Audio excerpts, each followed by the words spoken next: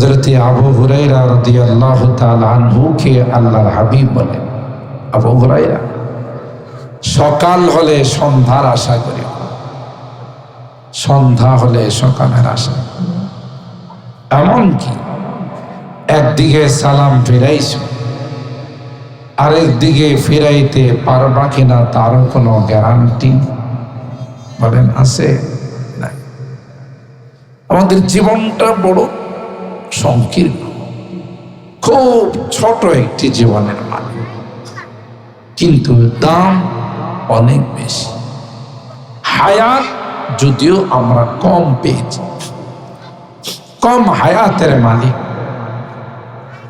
কিন্তু এই কম হায়াতের দাম বেশি না কম? অনেক বেশি।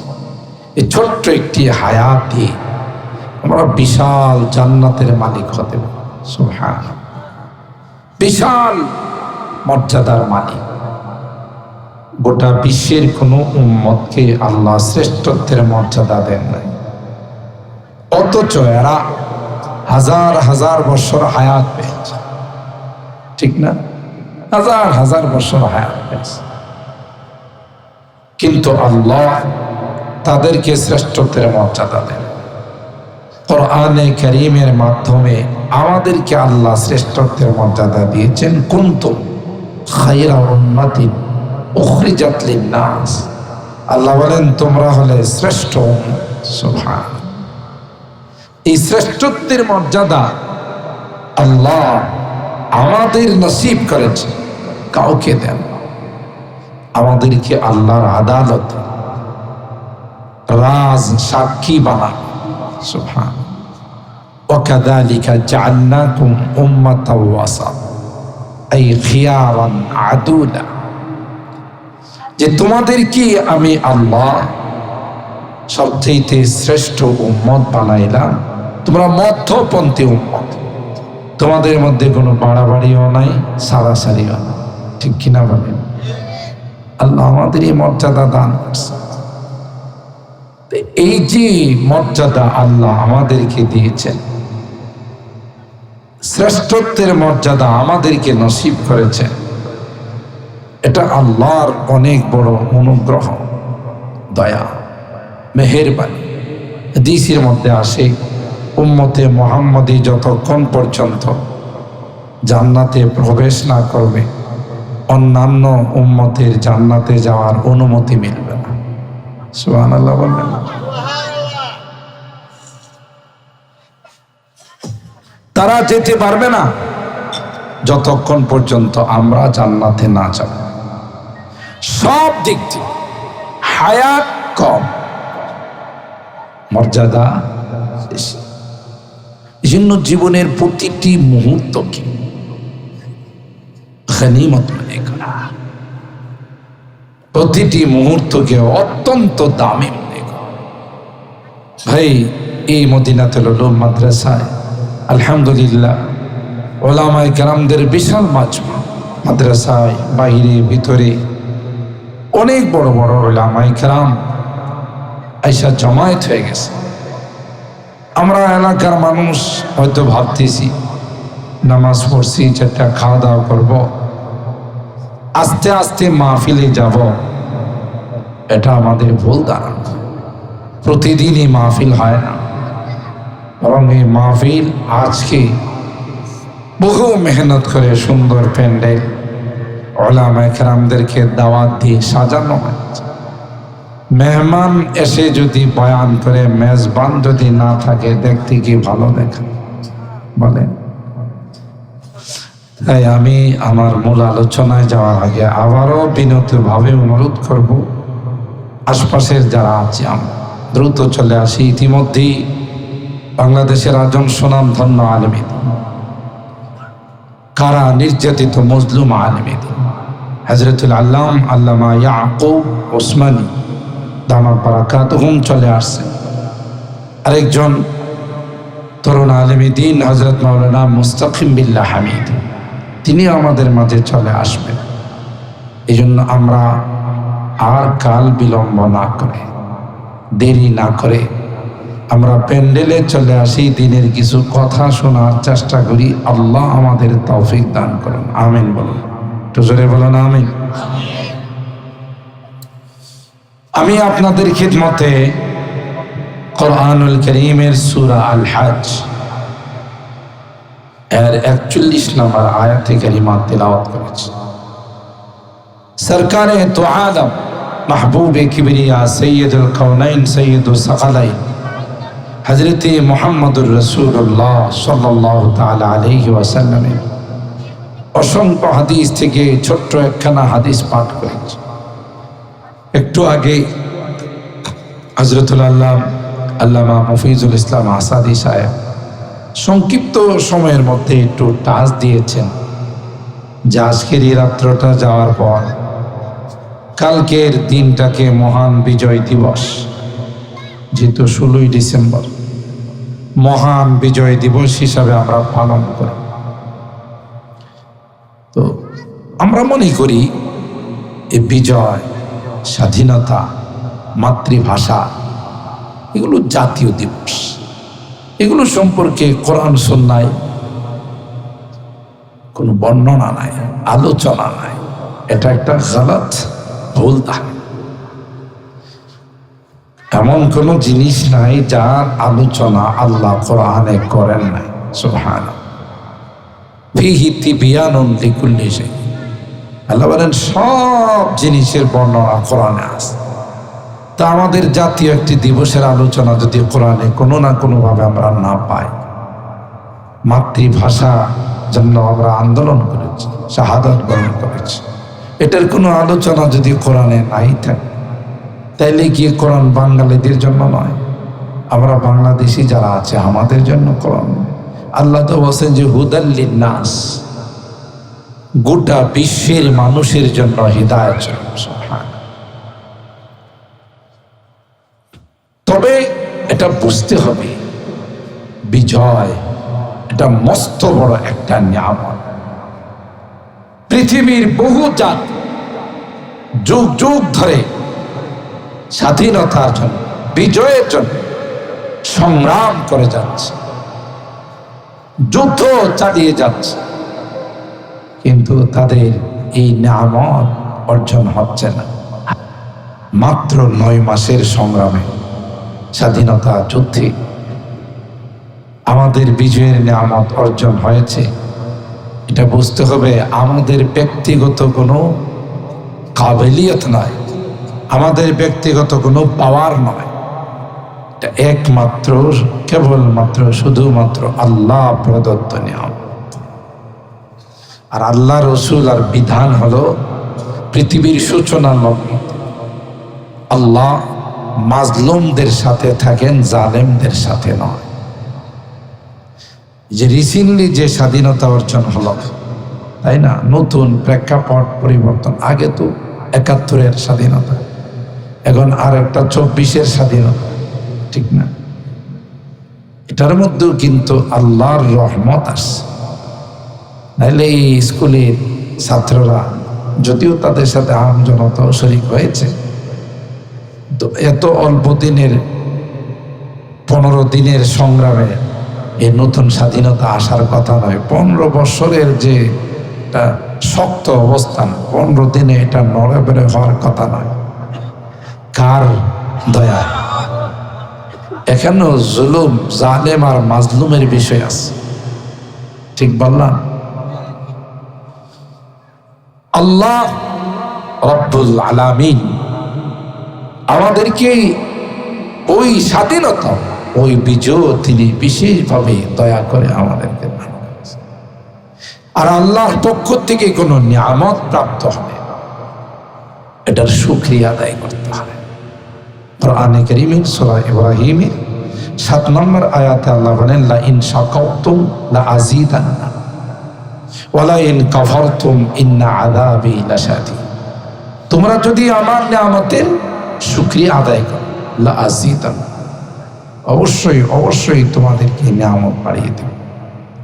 আর যদি উল্টোটা করো, বিপরীত দিকটা যদি করো, না শুকরি করো, অকৃতজ্ঞ হও, না ফরমানি করো, তাইলে নিয়ামত বৃদ্ধি করা তো দূরের কথা, যা আছে তাও থাকবে না। ওয়ালা ইন কাফারতুম ইন্না আযাবি লাশাদীদ। প্রত্যেকটা নিয়ামত, আমরা তো আল্লাহর নিয়ামতে ডুবন্ত, ঠিক না? আলাম তারাউ আন্নাল্লাহা সাখখারা লাকুম মা ফিস সামাওয়াতি ওয়া মা ফিল আরদ ওয়া আসবাগা আলাইকুম নি'আমাহু যাহিরাতাও ওয়া বাতিনা। আল্লাহ বলেন, পৃথিবীর মানুষেরা, তোমরা যদি লক্ষ্য করো দেখবে মাথা থেকে পা পর্যন্ত শুধুই আমি আল্লাহর নিয়ামত আর নিয়ামত। আমি আল্লাহর নিয়ামতে তোমরা ডুবন্ত আছো। সব কিছু তোমাদের খেদমতের জন্য আমি আল্লাহ লাগিয়ে দিলাম। সবাই তোমাদের খেদমত করে যাচ্ছে গো, আর আমি আল্লাহ তোমাদেরকে হুকুম দিলাম তোমরা আমি আল্লাহর খেদমত করবে। সাখখারা লাকুম, সাখখারা মানে হলো ফ্রি সার্ভিস দাও। সাখখারা ইউসাখখিরু তাসখীর, তোমাদের ফ্রি সার্ভিস দিয়ে যাচ্ছে। সূর্য কোনোদিন আলো দেয়া, বিদ্যুৎ দেয়া আমার আপনার কাছে বিল চাইছে? কথা কয় না। সকালবেলা যে সূর্য উদিত হয় সন্ধ্যা পর্যন্ত সার্ভিস আলো দেয়। কোনোদিন কি সূর্যের বিদ্যুতের জন্য আমার আপনার বাড়িতে বিলের কাগজ আসছে? আমাদের যে পল্লবী, পিডিবি, আমাদের কি করে পল্লী বিদ্যুৎ, পিডিবি, ডেস্কো, আরো যত কোম্পানি থেকে আমাদের বিদ্যুৎ দিচ্ছে, মাস শেষ হলে বিদ্যুতের বিল আসে না? আসে না। যদি কেউ বিদ্যুতের বিল ঠিক মতো আদায় না করে, লাইন থাকে না, কাটে,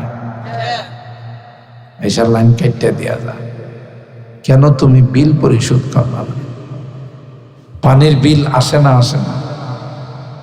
আমরা তো গ্রামগঞ্জে হয়তো নিজস্ব মেশিন দিয়ে পানি ওঠাই, কিন্তু ঢাকা শহরে বা বিভিন্ন মহানগরীতে বর্ষার থেকে পানির বিল আসে। পানির বিল ঠিক মতো না দিলে তার লাইন বন্ধ করে দেয়।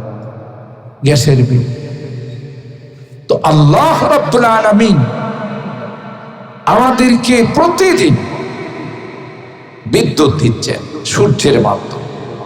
সূর্যের আলোটা কি আমাদের বিদ্যুতের আলোর থেকে কম না বেশি? বলেন।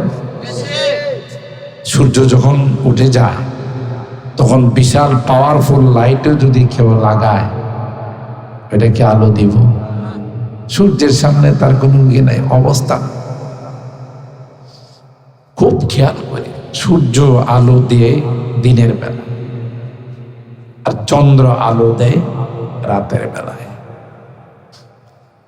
আর একটার আলো আর একটার আলো দুইটা যদি না লাগে, চন্দ্র সূর্যের আলো যদি ফল ফসলে না লাগে, এই ফল ফসল বড় হবে না, কালার আসবে না, মিষ্টি আসবে না, স্বাদ আসবে না। বৈজ্ঞানিকরা বলেন দিনের বেলায় সূর্যের আলো লাগার কারণে এগুলো বড় হয়, ডুমিল হয়, হৃষ্টপুষ্ট হয়। আপনি ফসল বলেন আর ফলাদি বলেন।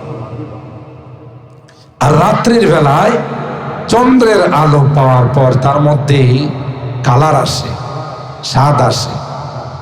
কাঁঠালের মধ্যে কাঁঠাল, আমের মধ্যে আম, জামের মধ্যে জাম, লিচুর মধ্যে লিচু, কলার মধ্যে কলা। আশ্চর্যের বিষয় হলো চন্দ্রের আলো কিন্তু একটা, ঠিক না? চন্দ্রের আলো একটা, কালার কি একটা হয় না? কোটি কোটি কালার হয়। এটা হলো সবচাইতে বড় আশ্চর্য।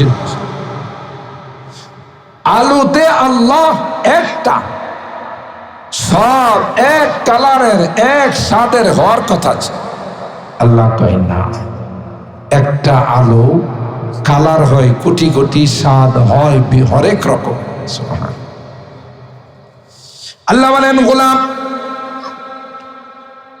দিনের বেলায় সারাদিন সূর্য তোমার খিদমত করলো, রাত্রের বেলায় চন্দ্র তোমার খেদমত করলো। কোনো সময় খেদমতে কোনো রকমের কোনো ব্যাঘাত ঘটায় না, কোনো বিরতি দেয় না, কোনো রকমের হরতাল অবরোধ করে না। আমি তো গোলাম, তোমাকে বানাইলাম, তোমার খেদমতের জন্য সব কিছু সৃষ্টি করলাম। আমি তোমাকে জানাই দিলাম আমার জন্য তুমি 10টা মিনিট বরাদ্দ করো। গোটা দিনের মধ্যে 24 ঘন্টার মধ্যে মুয়াজ্জিন সাহেব আমার পক্ষ থেকে তোমাকে আহ্বান করবে, হাইয়া আলাস সালাত, নামাজের দিকে আসো, আমার কুদরতি পায়ে সিজদা দিয়ে যাও। এ নাফরমান, গোটা 24 ঘন্টা থেকে আমার জন্য তুমি 1-1.5 ঘন্টা সময় বাহির করতে রাজি নও, ঠিক না? ব্যবসা বাণিজ্য চাকরি নকরি সব করিয়া তো মাঝখানে জোহরের সময় আল্লাহ বলেন 15-20টা মিনিট আমারে দিয়ে যাও, আমার কুদরতি পায়ে সেজদা দিয়ে যাও। কয়জন আমরা আল্লাহর এই গোলামিটা করি বলুন তো? আপনাদের আখাউড়া এলাকায়, এই এলাকায় কয়জন নামাজ পড়ে আর কয়জন নামাজ পড়ে? নামাজির সংখ্যা বেশি না কম বলেন? শতকরা কয় পার্সেন্ট মানুষ নামাজ পড়ে? 50, অর্ধেক, 40, 30। হিসাব করলে দেখা যাবে 10% মানুষ, 5% মানুষও নামাজ পড়ে। মসজিদে গেলে তো মনে হয় গোটা এলাকার মানুষ বোধ মসজিদে চলে আসছে, কিন্তু আপনি বাইরে গিয়ে দেখেন কত মানুষ বেনামাজ। তো নামাজ আল্লাহ বলেন সবচাইতে বড় ইবাদত এই নামাজ। তোমরা নামাজের মাধ্যমে আমার গোলামি প্রকাশ করবে, এই ইবাদতের মাধ্যমে তোমরা আমার কাছে অবনত হবে, কিন্তু এই কাজটুকু তোমরা করতে রাজি না। কথা বলেন ঠিক কিনা? অথচ অক্সিজেন তোমার ফ্রি, বিদ্যুৎ ফ্রি, পানি ফ্রি, তোমার যা সব কিছু আমি আল্লাহ ফ্রি দিয়ে যাচ্ছি। তুমি আমার জন্য একটু সময় বরাদ্দ করতে পারো না? তোমার মতো নিমক খারাপ আল্লাহর জমিনে দ্বিতীয় কেউ নাই, ঠিক বললাম? মোহতারাম হাজির, এই জীবনটা বড় দামি, হায়াতটা বড়, এটাকে নষ্ট করে পুঁজি লসের মধ্যে ফালায়া কেউ যখন দুনিয়া থেকে যাবে তখন সে হাই হতাশ, আফসোস। রব্বানা আখিরনা ইলা আজালিন করিব নুজিব দাওয়াতাকা ওয়া নাত্তাবি'ir রাসূল আওয়ালাম তাকুনু আকসামতুম মিন ক্বাবলু মা লাকুম মিন যাওয়াল। এ মুসলমান, জাহান্নাম যখন দেখে ফেলবে, পরকালের শাস্তি যখন সামনে চলে আসবে, আফসোস করে আল্লাহর কাছে বলবে, আল্লাহ দুনিয়ার জীবনটা নষ্ট করে চলে আসছে, দুনিয়ার জীবনটা কাজে লাগায় নাই, নামাজ পড়ি নাই, রোজা রাখি নাই, তোমার ইবাদত বন্দেগী করি নাই, হালাল খাই নাই, পর্দা মেনটেন করি নাই। আজকে বুঝতে পারছি রে, জীবনটা বড় নষ্ট করে চলে আসলো। এ মালিক, আমাকে কি দ্বিতীয়বার পাঠানো যায় কিনা? আমি আবার দুনিয়াতে যাইতে চাই, দয়া করে আমাকে দুনিয়াতে পাঠাও, সামান্য দিনের জন্য পাঠাও। আখিরনা ইলা আজালিন করিব, সামান্য সময় কি করবা? নুজিব দাওয়াতাকা ওয়া নাত্তাবি'ir রাসূল, তোমার প্রত্যেকটা হুকুম আকাম আমি মেনে চলব, তোমার নবীর ইত্তিবা করব, সুন্নতকে অনুসরণ করব। আমি একজন নেককার দিনদার হয়ে আসব। কি বলেন, দ্বিতীয়বার কি আসার সুযোগ হবে? ও ভাই বলেন, দ্বিতীয়বার এই পৃথিবীতে আসার কোন সুযোগ? ये लुत्फ जिंदगी में बार बार आया नहीं करते, ये लुत्फ जिंदगी में बार बार आया नहीं करते, बार बार आया नहीं करते। দ্বিতীয়বার আসার আর কোনো চান্স নাই। ওয়ান টাইম লা ইয়াযুকুনা ফিহাল মাউতা ইল্লাল মাউতাতাল উলা আও আকাহুম আযাবাল জাহিম। বুদ্ধিমান বিচক্ষণ ওই ব্যক্তি, যেই ব্যক্তি তার জীবনটারে কাজে লাগায়, জীবনের প্রত্যেকটি মুহূর্তকে হিসাব করে করে আল্লাহর সন্তুষ্টির মধ্যে কাটাচ্ছে। কথা বলেন ঠিক কিনা? মোহতারাম হাজির, তাই আল্লাহ বলেন নিয়ামতের শুকরিয়া আদায় করো। মানে বিজয়ের নিয়ামত, এই বিজয়ের নিয়ামত তারও শুকরিয়া আছে না নাই? বলেন বলেন, বিজয়ের নিয়ামতের শুকরিয়া আছে না নাই? এই মহান বিজয় আল্লাহ রাব্বুল আলামিন বিশেষ দয়ায় আমাদেরকে দান করছে। আমরা কি বিজয়ের শুকরিয়া ঢোল তবলা বাদ্যযন্ত্র দিয়ে আদায় করি? ঠিক না? বিজয়ের দিবস আসলে বিভিন্ন অনুষ্ঠান, গান বাজনা, বাদ্যযন্ত্র, আরো কত রকমের আমাদের আনুষ্ঠানিকতা। অথচ আল্লাহ বলেন বিজয় দিলাম আমি, আর শুকরিয়া আদায় করো তোমাদের মতো করে না, আমার মতো করে তোমাদের শুকরিয়া আদায় করো। ঠিক না বেটি? এই শুকরিয়া কি, তারই বর্ণনা আল্লাহ এই আয়াতে কারিমায়। আল্লাযীনা ইম্মাক্কান্নাহুম ফিল আরদ, যারা পৃথিবীর ক্ষমতার মালিক, রাষ্ট্রের রাষ্ট্রীয় ক্ষমতায় যারা বসবে, রাষ্ট্রীয় ক্ষমতায় যারা আসবে, তাদের কাজ হলো, প্রথম ধাপ, প্রথম কাজ হলো আকামুস সালাত। কথাগুলো একটু ভালো করে শুনে। আল্লাহ বলেন আকামুস সালাত, যারা রাষ্ট্রীয় ক্ষমতায় থাকবে, ক্ষমতার আসনে যারা বসবে, তাদের প্রথম ধাপ হবে আকামুস সালাত, নামাজ কায়েম করা। রাষ্ট্রীয়ভাবে আইন করে রাষ্ট্রের নাগরিকদেরকে, যারা মুসলিম নাগরিক, তাদেরকে নামাজের জন্য বাধ্য করা।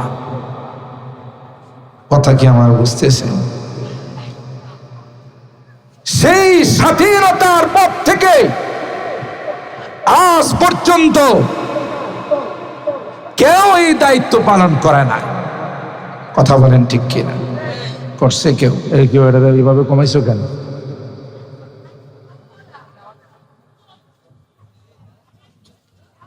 আল্লাহ আল্লাহ,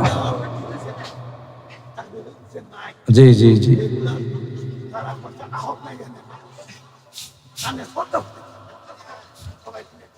ভিতরেরটি কমাই দেন, বাইরেরটি বাড়াই দেন। কমাইছে আল্লাহ আল্লাহ। আজ পর্যন্ত যারা এই রাষ্ট্রীয় ক্ষমতায় আসছে,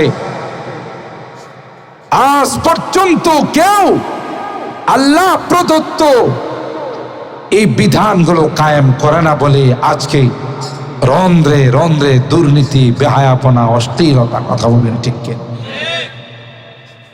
আল্লাহ বলেন আকামুস সালাত, নামাজ কায়েম করো। নামাজ কায়েমের না বসো। নামাজ কায়েমের অর্থই হলো নিজে নামাজ পড়া, অন্যদেরকে নামাজের জন্য বাধ্য করা। রাষ্ট্রীয়ভাবে যদি আইন হয়ে যাইত যে নামাজের টাইমে কোনো দোকানপাট খোলা থাকবে না, অফিস আদালত খোলা থাকবে না, বাধ্যতামূলক নামাজ পড়তে হবে, এই আইন যদি রাষ্ট্রীয়ভাবে হয়ে যেত, আমি যদি আল্লাহর কসম করে বলে হানে সবল, আজকে বাংলাদেশের এই অবস্থা থাকতো না। সাবেক প্রধানমন্ত্রী তিনি নিজে মুখে বলে গেছেন যে আমার একটা পিউন যদি এত দুর্নীতি করে তাহলে আমলারা কি পরিমাণ দুর্নীতি করছে, কথা কয় না। এটা ওনার নিজের বক্তব্য, আমাদের বক্তব্য না। আর দেশ স্বাধীন করার পর বঙ্গবন্ধু বলেছিলেন যে মানুষ দেশ স্বাধীন করে কয়লার খনি পায়, তেলের খনি পায়, স্বর্ণের খনি পায়, আর আমি কতগুলো সুরের খনি পাইছি। উনি বলছিলেন না কথা, এমন চোরের দল আমার কমলটা পর্যন্ত লয়ে গেছে গা। কথা বলেন ঠিক কিনা? গোড়াতে আমাদের সমস্যা। আল্লাহ বলেন আমি এই নিয়ামত দান করলাম আর আমাকে তোমরা ভুলে গেলে। আকামুস সালাহ, তোমরা নামাজ কায়েম করো। ওয়া আতাউজ যাকাত ওয়া আতুজ যাকাত, শিল্পপতি যারা আছে, ধনী যারা আছে, তাদের থেকে যদি রাষ্ট্রীয়ভাবে যাকাত উসুল করে গরিবদের মাঝে বিতরণ হতো, বাংলাদেশে একটাও গরিব থাকতো না। দারিদ্র বিমোচনের সবচাইতে সফল কর্মসূচি হলো যাকাত। আর দারিদ্র্য বিমোচন করার জন্য G8 সম্মেলনে যায়, বিদেশে যায় দৌড়াদৌড়ি করে। আর এই কোরআনে আল্লাহ যে দারিদ্র বিমোচনের ফর্মুলা দিয়েছেন, কর্মসূচি দিয়েছেন, সেটা বাস্তবায়ন করো। বাস্তবায়ন করলেই এদেশে কোনো গরিব থাকতো না। এতিম, অসহায়, বিধবা, তাদের পাশে দাঁড়াইলে কেউ আর রাস্তার ভিখারি হতো না। আল্লাহ বলেন এটা স্বাধীনতার নিয়ামতের 2 নম্বর কর্মসূচি। ও আমারু বিল মারুফ, সৎ কাজের আদেশ, ভালো কাজ করার জন্য উৎসাহিত করা, তারগীব দেওয়া, তাকে বিভিন্ন লাইনে উৎসাহিত করা। মসজিদ, মাদ্রাসা, সাদাকায়ে জারিয়া, আজকে দেখে নিই আখাউড়ার মধ্যে আলহামদুলিল্লাহ আমাদের মুরব্বীদের অবদান।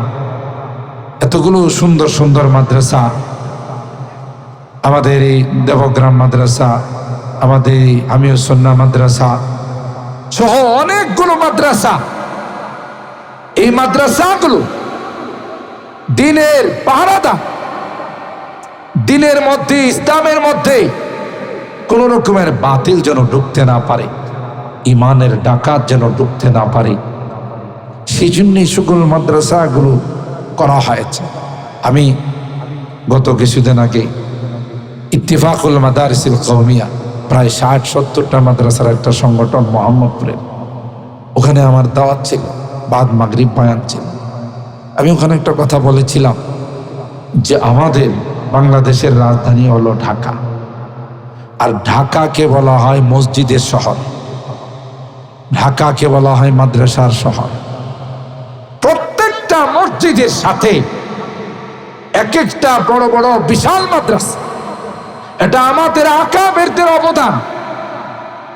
হযরত হাফিজি রাহিমাহুল্লাহ, মুজাহিদ আজম হযরত ফরিদপুরি রাহিমাহুল্লাহ, পীরজি রাহিমাহুল্লাহ, শায়েখ আথার আলী রাহিমাহুল্লাহ সহ আমাদের যত আকাবের মুরব্বীরা ছিলেন, এরা প্রত্যেকটা মসজিদের সাথে একটা মাদ্রাসা করছে।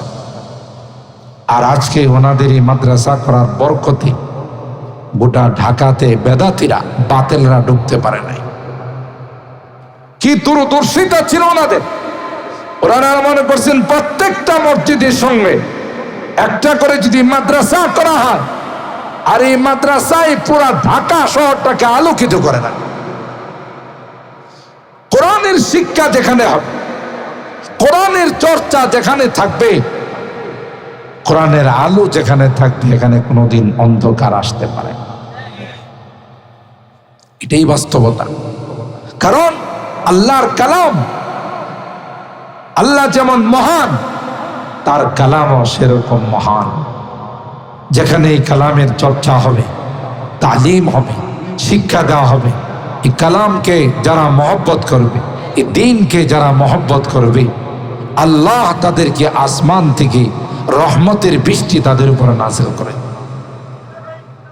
এটাও আমারুফ বিল মারুফ, সৎ কাজের অন্তর্ভুক্ত। আর আমি আমার অনেক আলোচনায় বলে থাকি যে আমাদের জন্য যে কত বড় রহমত, আমাদের জন্য যে কত বড় এক নিয়ামত, যা আমরা হয়তো নিজেরা সহিশুদ্ধভাবে কোরআন পড়তে পারি না, আমরা মাসলা মাসাইল ঠিক মতো জানি না। কিন্তু এই সকল মাদ্রাসায় যারা পড়বে, যারা পড়াবে, তাদেরকে যদি ভালোবাসি, তাদেরকে যদি মহব্বত করি, তাদেরকে যদি অন্তর দিয়ে আমরা ভালোবাসি, তাহলে এরা কোরআনের হাফেজ হয়ে, আলেম হয়ে যে জান্নাতে যাবে, আল্লাহ আমাদেরকেও সেই জান্নাত। একটু ভালোবাসার বরকত, একটু ভালোবাসার মহব্বতের। একটা কুকুর আসহাবে কাহাফে, একটা নিকৃষ্ট প্রাণী না? কুকুর তো নিকৃষ্ট প্রাণী।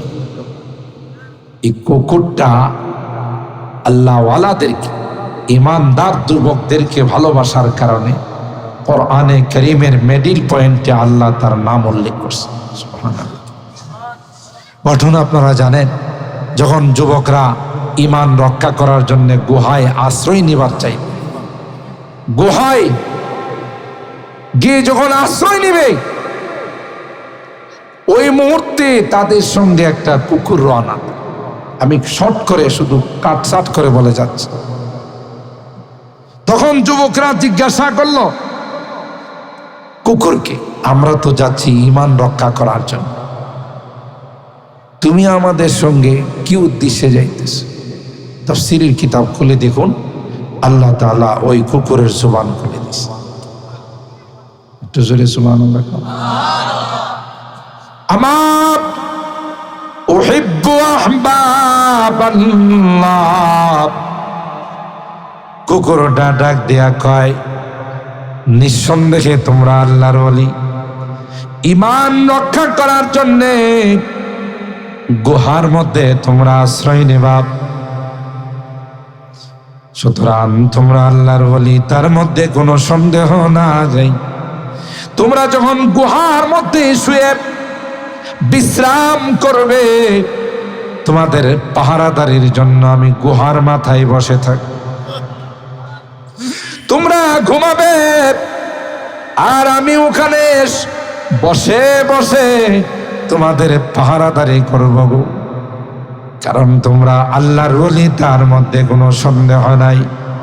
তাই তোমরা ওখানে গিয়ে আরাম করবা, আর গেটম্যানের দায়িত্ব আমি পালন করব। ওয়া কালবুহুম বাসিতুন যিরাইহি বিল ওয়াসিদ লাউ ইত্তালাতা আলাইহিম লাওয়াল্লাইতা মিনহুম ফিরারা ওয়ালা মুলিতা মিনহুম রুবা। কোরআনে আল্লাহ তাআলা বলেন, ওয়া কালবুহুম বাসিতুন যিরাইহি বিল ওয়াসিদ, এই কুকুরটা দুইটা পা সামনের দিকে দিয়ে গুহার মাথায় বসে রয়েছে, কাউকে ওখানে ঢুকতে দেয়নি। সুবহানাল্লাহ। একটা কুকুর নিকৃষ্টতম প্রাণী হয়ে আল্লাহ ওয়ালাদের, তাওহীদ ওয়ালাদেরকে ভালোবাসার কারণে আল্লাহ কোরআনে কারীমে বারবার তার কথা বলছেন। আমরা যদি এই কোরআনের পাখিদের, নাইবে রাসূলদেরকে, ওয়ারাসাতুল আম্বিয়াদেরকে ভালোবাসি, তাইলে কি আল্লাহ এই কুকুরের থেকে আমাদের মর্যাদা কম দেবেন না বেশি? তার থেকেও আল্লাহ আমাদের মর্যাদা অনেক বৃদ্ধি করে দিবেন। শুধু আল্লাহ রাব্বুল আলামিন কোনো না কোনো বাহানায় বান্দাকে জান্নাত দেওয়ার অজুহাত তালাশ করে, বিভিন্ন রকমের যাবে, আমাকে আপনাকে রেখে যাবে না, নিয়েই যাবে। তো জোরে সুবহানাল্লাহ কন।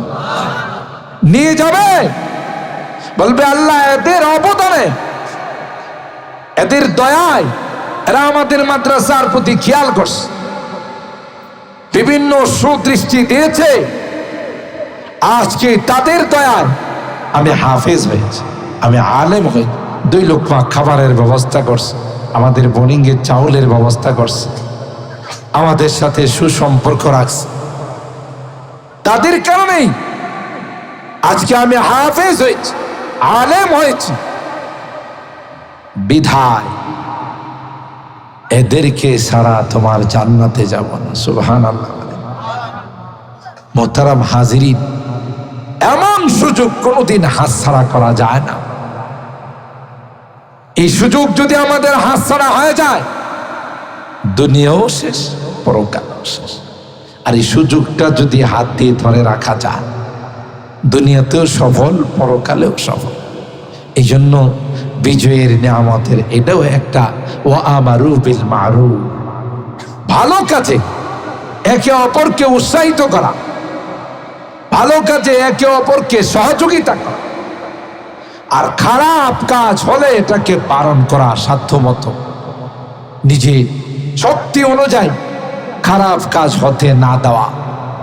যেইভাবে যার শক্তি আছে সেই শক্তি প্রয়োগ করে খারাপ কাজে, নিষেধ কাজে বাধার সৃষ্টি করা, এটাই হলো মূলত বিজয়ের নিয়ামতের শুকরিয়া।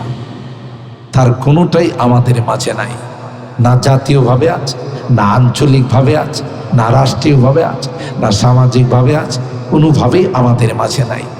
আর না থাকার কারণেই আজকে কাঙ্ক্ষিত ফলাফল আমরা পাচ্ছি না।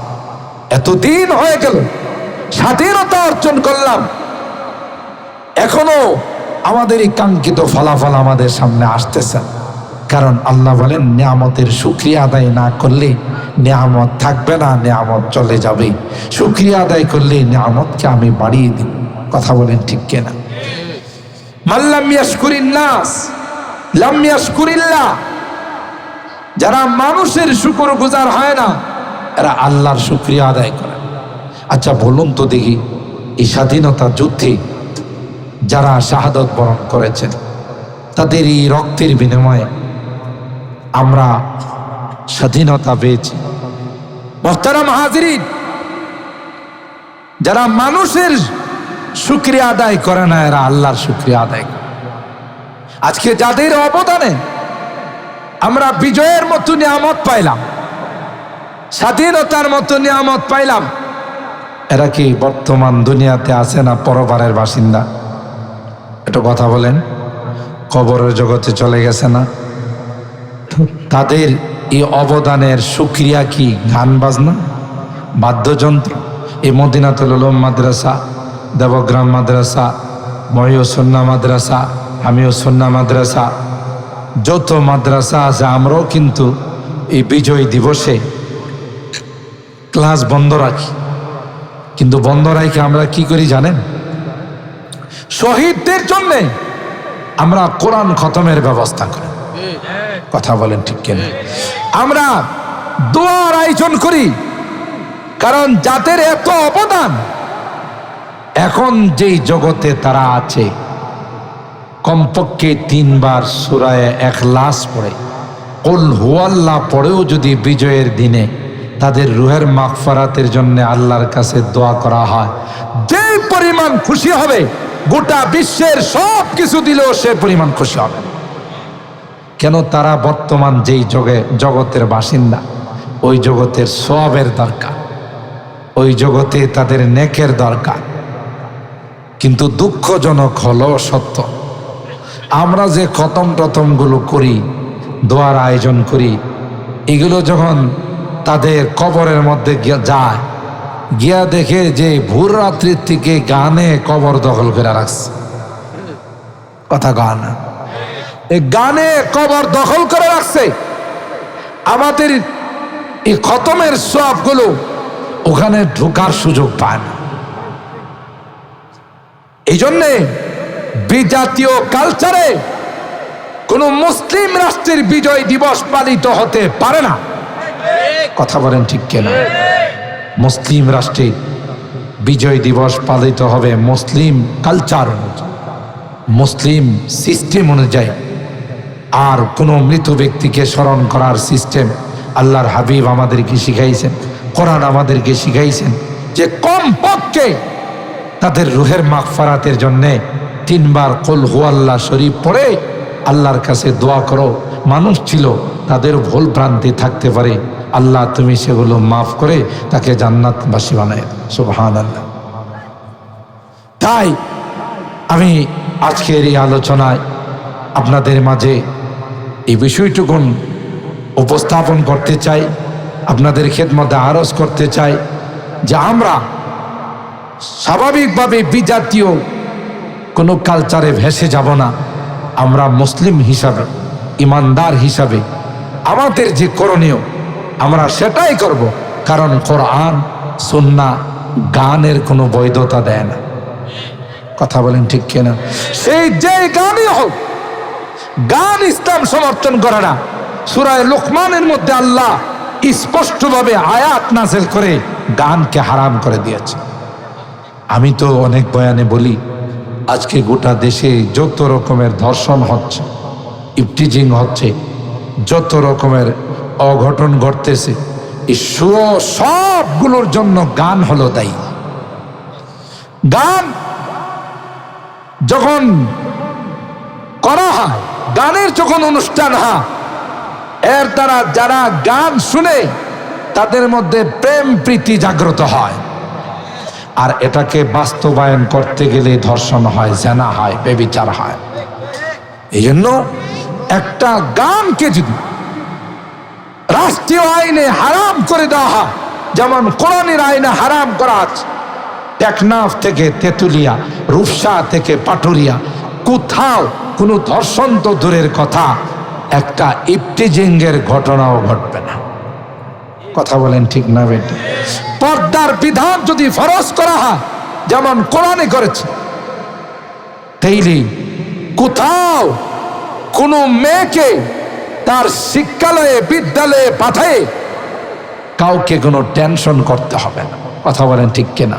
কারণ কোরআনুল কারীমের সূরাতুল আযাবের 59 নম্বর আয়াতে আল্লাহ জানিয়ে দিয়েছেন যে পর্দা মেনটেন করে যারা বাহিরে যাবে, যে নারীরা, তাদের নিরাপত্তার জিম্মাদারকে ও ভাই বলেন কে? আল্লাহ। মোহতারাম হাজরিন, আমাদের সামনে গাজী ইয়াকুব ওসমানী সাহেব, আমরা সবাই চিনি, আমাদের এলাকার একটি সন্তান, তিনি চলে আসছেন। আমি এই সময়ের মধ্যে কিছু টুকটাক কথা আপনাদের খেদমতে বিজয় দিবস সম্পর্কে কোরআন সুন্নাহর আলোকে পেশ করেছি। আল্লাহ তাআলা এই কথাগুলোর উপর আমাকে এবং আপনাদের সকলকে আমল করার তৌফিক দান করুন। আমিন। ওয়া আখিরু দাওয়ানা আনিল হামদুলিল্লাহি রাব্বিল আলামিন। আসসালামু আলাইকুম ওয়া রাহমাতুল্লাহি ওয়া বারাকাতুহু।